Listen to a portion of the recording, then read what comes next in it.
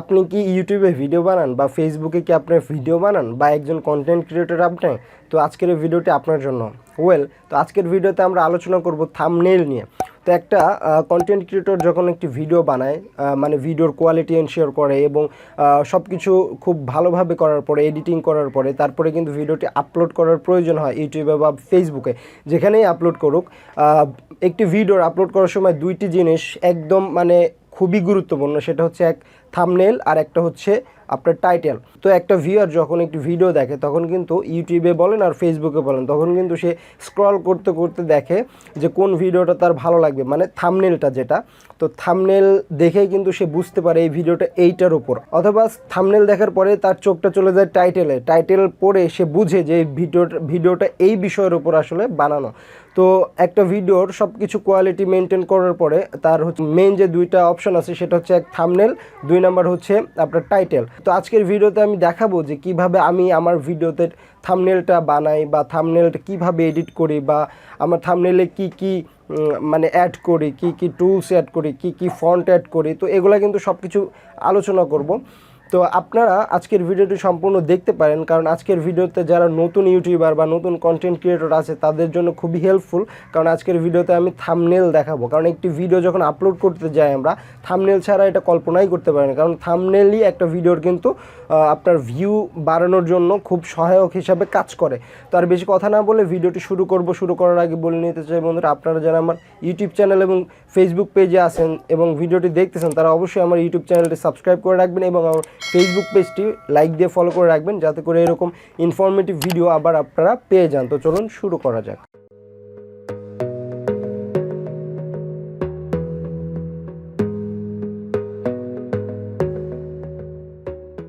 তো বন্ধুরা, আমরা আমাদের কম্পিউটার স্ক্রিনে চলে আসলাম। কম্পিউটারে এসে এখন আমি আমার থাম্বনেইলটা কীভাবে বানাই সেটা আপনাদের দেখাবো।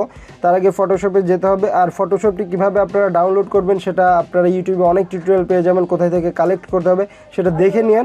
আর আমার হচ্ছে স্টুডিও নাই, আমার রুমে আমি ভিডিও রেকর্ড করার জন্য পেছনে আমার ব্যাকগ্রাউন্ডটা খারাপ জন্য আমি আমার ছবির কাজ করে ব্যাকগ্রাউন্ড সেট করব। আর আপনাদের যদি আগেই স্টুডিওতে সেট করা থাকে পেছনে ব্যাকগ্রাউন্ড তাহলে তো হয়েই গেল। তো এখন আমি আমার ফটোশপে চলে যাচ্ছি। ফটোশপে যাওয়ার পরে এখান থেকে এখন আপনারা মানে থাম্বনেইল বানানোর জন্য যে একটি টেমপ্লেট দরকার, সেই টেমপ্লেটটাকে তৈরি করে নিতে হবে। তো আমরা ফাইলে যে উপরে বাম পাশে ফাইলে ক্লিক করব, ক্লিক করে নিউয়ে ক্লিক করলে আমাদের মাঝে এরকম একটি পপআপ চলে আসবে। এখান থেকে আমাদের টেমপ্লেটের সাইজটা সিলেক্ট করে দিতে হবে। তো এখান থেকে আমার যেহেতু আমি তৈরি করি এই জন্য অটোমেটিক সাইজটা চলে আসছে। তো তারপরে আমি বলে নিই, এখানে হবে হচ্ছে মানে বাম থেকে ডানের দিকে মানে উইডথ যেটা সেটা হবে 1920 পিক্সেল, আর উপর থেকে নিচে মানে লম্বালম্বিভাবে আপনার হাইট যেটা সেটা হচ্ছে 1080 পিক্সেল হবে। তো এই দুইটা সাইজ ঠিকঠাক করে মেজারমেন্ট করে নেবেন, তাছাড়া ইউটিউবে কিন্তু থাম্বনেইলটা দিলে কেটে যেতে পারে। তো এই সাইজ ঠিক করার পরে আপনারা ওকেতে ক্লিক করবেন। ওকেতে ক্লিক করার পরে আমাদের মাঝে কিন্তু টেমপ্লেটটি চলে আসলো। এখন টেমপ্লেট আসলো, এখন আমাদের থাম্বনেইলের কাজ করলেই হয়ে যাবে। তো টেমপ্লেটটি আসলো, আমি একটু জুম আউট করে দিলাম। তো টেমপ্লেট আসার পরে এখন আমাদের ছবিটি আনতে হবে। তো আমার ছবিটি ডেস্কটপে আছে, তো এখানে ফাইল থেকে ওপেনে ক্লিক করব, কারণ যে কোনো ফাইল এইভাবে আমরা এক্সপোর্ট করি, তো ইম্পোর্ট করি সরি। তো এখানে ওপেনে ক্লিক করার পরে আমাদের ডেস্কটপে আমার ছবিটা নিয়ে আসবো এবং আমি যে ব্যাকগ্রাউন্ডটি সিলেক্ট করব সেই ছবিটাও নিয়ে আসবো। আপনারা গুগল থেকে ডাউনলোড করে নিতে পারেন, বা আপনাদের কাছে যদি আগের থেকে কোনো ছবি থাকে ব্যাকগ্রাউন্ডে সেট করার মতো সেটা আপনারা সেট করতে পারেন। তো আমি দুইটি সিলেক্ট করে আমি ওপেনে ক্লিক করব। তো এই দুইটি ছবি কিন্তু আমাদের মাঝে চলে আসলো, ঠিক আছে। এটাতে আমরা ব্যাকগ্রাউন্ডে দেবো, কিভাবে আপনারা দেখবেন। আর এই ছবিটির কাজ করে তারপরে আমাদের হচ্ছে টাইটেল মানে থাম্বনেইলে দিতে হবে। তো এখন এই ছবিটির আমরা এখন কাজ করব, মানে ব্যাকগ্রাউন্ডটা রিমুভ করে নেব। তো খুব সহজে ব্যাকগ্রাউন্ড রিমুভ করার জন্য ম্যাজিক টুল নামে একটা অপশন আছে, এইখানে আপনারা দেখতে পাচ্ছেন। তো এই যে quick selection tool, sorry magic না, কুইক সিলেকশন টুলে ক্লিক করবেন। ক্লিক করার পরে এটা আপনারা খুব সুন্দরভাবে করার দরকার নেই, জাস্ট আপনারা পিছনের ব্যাকগ্রাউন্ডটা রিমুভ করার জন্য সিলেক্ট করবেন। তো আমি এটা একটু ফাস্ট করে দিচ্ছি, তাছাড়া অনেক সময় লেগে যাবে। তো আপনারা একটু দেখে নেবেন আমি কিভাবে করি।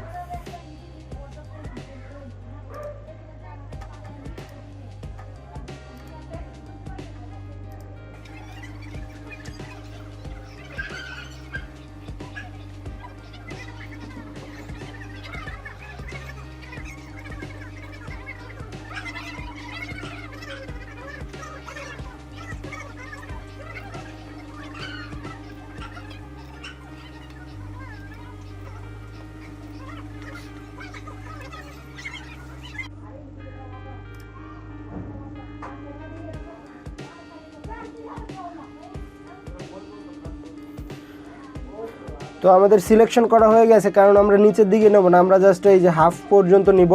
তো আমাদের সিলেক্ট করা হয়ে গেলে এখন আমরা মানে ব্যাকগ্রাউন্ডটা সিলেক্ট করতে হবে। এটা এখন আমার সাবজেক্ট মানে আমার মানে ছবিটা সিলেক্ট হয়ে আছে। তো এটা করার জন্য আমি এটা করে যে এখানে হচ্ছে আপনার এই টুলটা সেট করি, সিলেকশন টুল, এটা সেট করে এই সাবজেক্টের উপর রাইট বাটন ক্লিক করে আমি হচ্ছে সিলেক্ট ইনভার্স করে দিই। ইনভার্স করার পরে পেছনেরটা সিলেক্ট হয়ে গেল। তারপরে আমি কিবোর্ডের ডিলেট বাটন বা ব্যাক স্পেস বাটন টিপ দিলেই কিন্তু এটা রিমুভ হয়ে যাবে। তার আগে আপনারা এই যে এখানে লকটি মানে করে নেবেন, লকটি ছাড়াই নেবেন। ছাড়ানোর পরে এখন ডিলিট বাটন ক্লিক করেন, দেখেন আমার সাবজেক্টটি কিন্তু রিমুভ হয়ে গেছে। এখন এটা এখন আপনার ওই ব্যাকগ্রাউন্ডে নিয়ে যেতে হবে। তো আমি মুভ টুল নিব। মুভ টুল নেওয়ার পরে এটা টান দিয়ে ধরে আমার এই মানে এই থাম্বনেলের এখানে নিয়ে চলে আসলাম। এখন আপনারা এখান থেকে মানে কন্ট্রোল যোগ টিতে ক্লিক করবেন, তাহলে হচ্ছে ট্রান্সপারেন্ট বলতে এটা হচ্ছে এরকম সিলেক্ট করার অপশন আসবে। এখান থেকে আপনারা এটি একটু ছোট বড় করে আপনারা একটু সাইজ করে নেবেন, যাতে করে আপনার থাম্বনেলের হচ্ছে ঠিকঠাকভাবে বসানো যায়, ঠিক আছে। তো আমি একটু সাইজ করে নিচ্ছি। সাইজ করার পরে আমার কিন্তু সাইজটা হয়ে গেছে, ঠিক আছে। আমার এতটুকু নিলেই চলবে। এখন আপনারা দেখতেছেন যে এই যে আমার মানে বাম হাতের এই ভেতরে এই যে গেঞ্জির এখানে কিন্তু কালো একটা থেকেই গেছে ব্যাকগ্রাউন্ডটা, মানে ওইটার। তো এটাও আমি রিমুভ করে দিই। তো এটা করার জন্য আবার সেই আপনার কুইক সিলেকশন টুলটা সিলেক্ট করলাম, করার পরে একটু এটা ছোট করে নেব।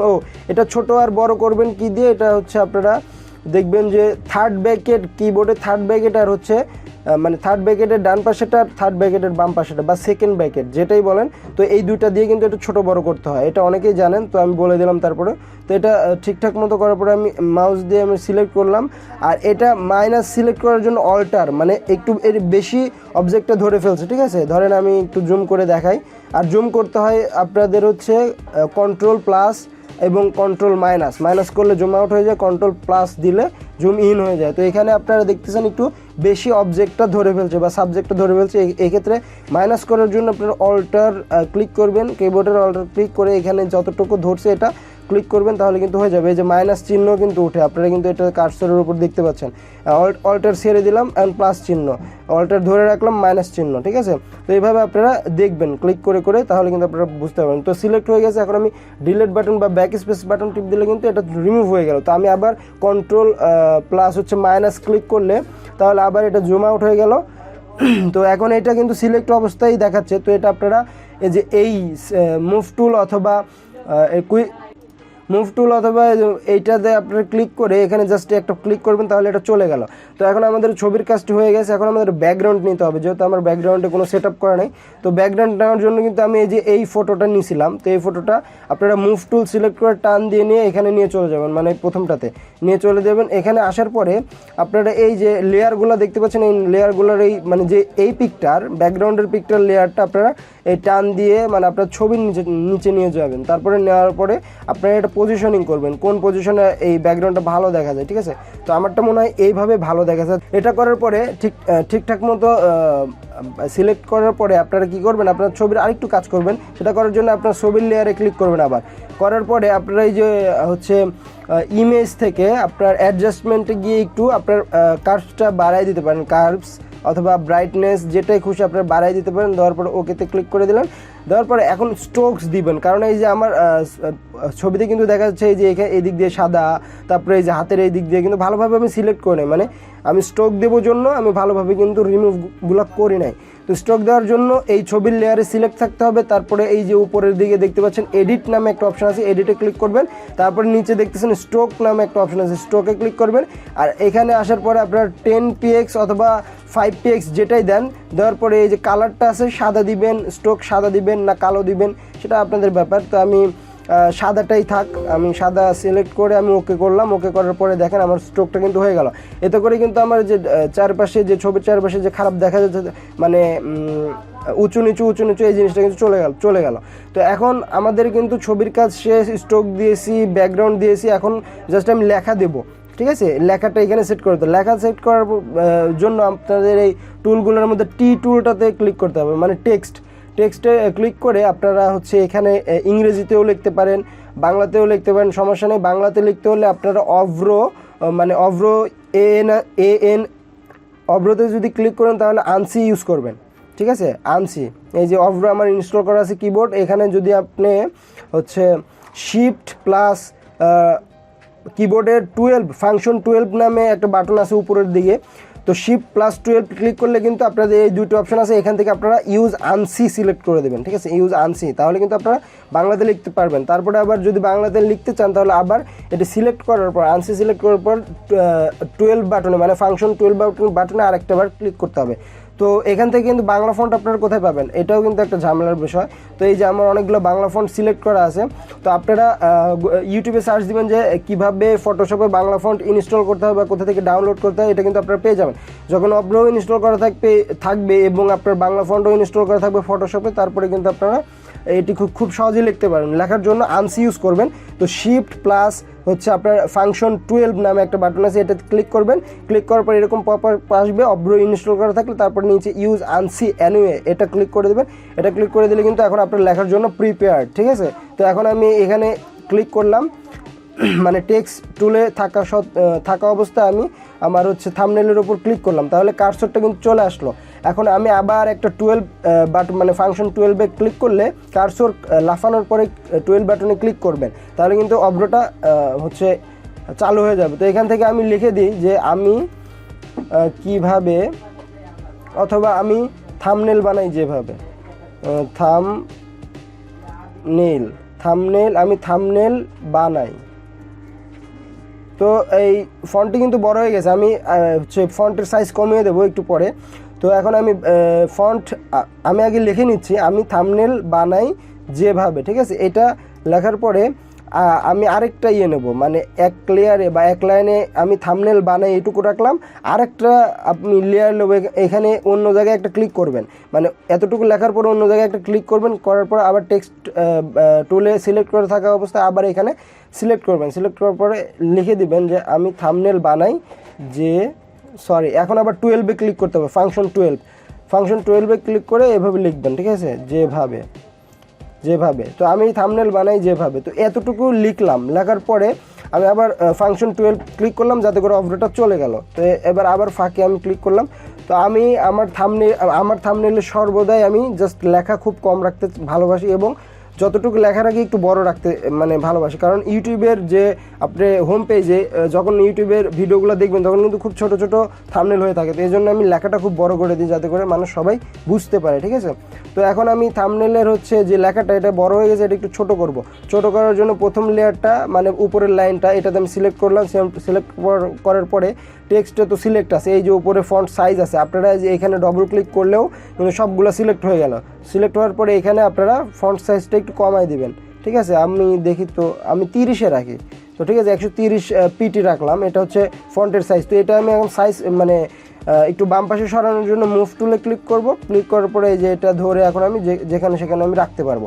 তো ঠিক আছে, এখানে আমি এইভাবে রেখে এখন উপরের লেয়ারটা হচ্ছে এই যে নিচের লেখাটা, তো এখানে সিলেক্ট করার অবস্থায় আমি আবার টেক্সটে ক্লিক করলাম, করার পরে এভাবে আবার মানে এটা যেভাবে এটাতে সব অল ক্লিক করলাম, করার পরে আপনাদের সাইজটা এটা আর একটু কমাই দিবেন, মানে 30 করে দেবেন।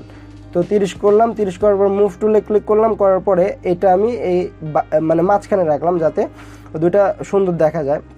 তো এখন দুইটাই আমি সিলেক্ট করব, দুইটা লেয়ারই মানে লেখার দুইটা লেয়ার সিলেক্ট করে এখন এই যে মুভ টুলে সিলেক্ট থাকা অবস্থায় এই যে এই মিডিল এইটাতে ক্লিক করলে এটা মাঝামাঝি অবস্থা হয়ে যাবে। ঠিক আছে, মাঝামাঝি অবস্থায় কিন্তু চলে গেল আমাদের লেখাটা। তো মাঝামাঝি অবস্থায় চলে গেলে এখন আপনারা এটা আবার মুভ টুলে সিলেক্ট থাকা অবস্থায় সাইজ করে নিতে পারবেন, আপনারা মাঝখানে দিতে পারেন বা যেখানে। আর আপনারা সব সময় চেষ্টা করবেন থাম্বনেলে অতিরিক্ত লেখার কোনো দরকার নেই, যেটা জাস্ট আপনার মূল টপিক সেটাই হচ্ছে আপনারা লিখতে পারেন। তো এখানে আমি লিখছি আমি থাম্বনেল বানাই যেভাবে, আমি এতটুকু লিখে এখন আমি এই থাম্বনেলটাই আমার এই ভিডিওতে ইউজ করতে পারি, আপনারা দেখতে পারবেন আপলোড করার পরে।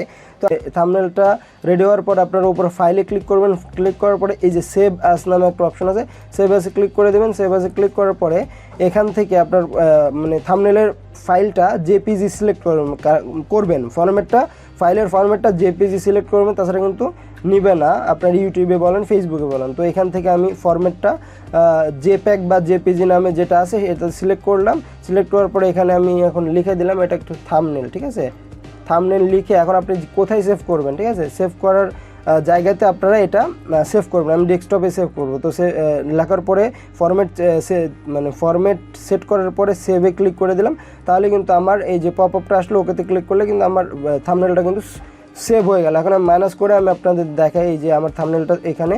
তো আপনারা কিন্তু খুব সহজেই দেখলেন যে আমি কিভাবে খুব সাধারণভাবে থাম্বনেল বানাই। তো আপনারা এইভাবে চাইলে বানাতে পারেন। আর আমার থেকে অনেক ক্রিয়েটিভ লোক আছেন আপনারা যারা, তারা কিন্তু খুব আরও অনেক অ্যাট্রাকটিভ থাম্বনেল বানাতে পারেন। তো আপনারা এটি বানাবেন, আমি যেভাবে বানাই সেটা দেখালাম আজকের ভিডিওতে।